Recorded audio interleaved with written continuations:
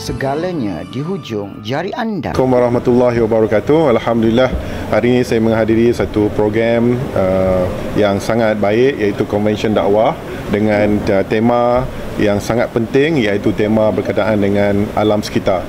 Dan Alhamdulillah, saya bersama-sama dengan Profesor Emeritus Datuk Dr. Azizan, dengan Yusaimi, Presiden GRAS, dengan Yadim, dan kita juga ada dengan ABIM, dan juga beberapa universiti, iaitu UM, UNISEL, USIM, UIA, yang menganjurkan program ini. Alhamdulillah, program yang sangat baik, dan kita menghimpunkan ramai hadirin, termasuk juga mahasiswa dan mahasiswi, untuk kita berwacana dengan tema alam sekitar. Dan Alhamdulillah, hari ini juga kita meluncurkan sebuah buku terjemahan, iaitu yang berkenaan dengan Al-Mizan, Perjanjian dengan Bumi, ataupun Covenants for the Earth. Ini merupakan satu inisiatif yang sangat baik, kerana ianya menghimpunkan pandangan-pandangan dari perspektif Islam, bagaimana kita melihat dimensi alam sekitar yang sememangnya embedded dalam Al-Quran dengan begitu tuntas dan begitu bernas, dan perlu kita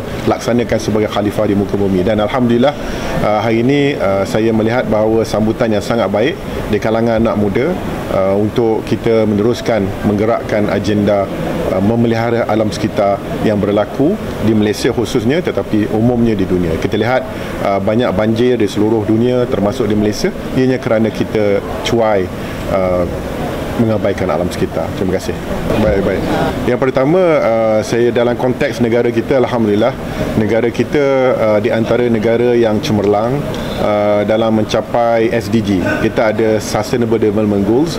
Malahan pencapaian kita adalah melangkaui daripada pencapaian average daripada secara di seluruh dunia. Jadi itu pencapaian yang baik, iaitu sehingga 49%. Dan dalam konteks hewal agama, kita melihat bahawa buku ini kita boleh gunakan untuk kita merakyatkan buku ini, memberikan pencerahan sebagai rujukan dan juga sebagai panduan kepada masyarakat, khususnya kerana buku ini mensyarahkan ataupun mengupas dengan begitu tuntas dalam yang begitu sistematik, ya, dan mudah untuk difahami, untuk semua boleh menghadamnya dan boleh dijadikan sebagai panduan gerak kerja, guiding ideas, idea pendorong untuk kita mengimarahkan dan juga memakmurkan muka bumi ini dalam konteks yang selain, iaitu maqasid asy-syariah, kita memelihara hifzul bi'ah, iaitu kita memelihara ke alam sekitar. Sebenarnya saya sudah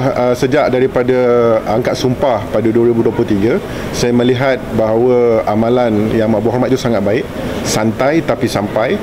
Setiap kali Jumaat dapat kita menyantuni beramah mesra dengan rakyat, dan saya telah laksanakannya selama 2 tahun, tetapi dalam kapasiti sebagai Timbalan Menteri, barangkali skalanya itu tidaklah seperti mana berbeza pada hari ini. Jadi saya telah mencadangkan kepada semua ketua agensi di bawah Haiwal Agama untuk melaksanakan program ini, supaya setiap hari Jumaat, bayangkan setiap tahun, sepanjang tahun kita ada berapa Jumaat, dan kita boleh meneruskan program ini santai-santai, sebab itu adalah kewajipan untuk solat Jumaat.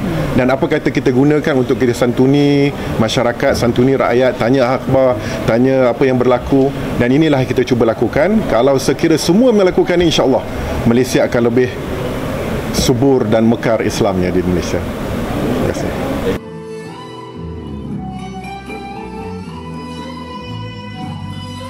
Segalanya di hujung jari anda.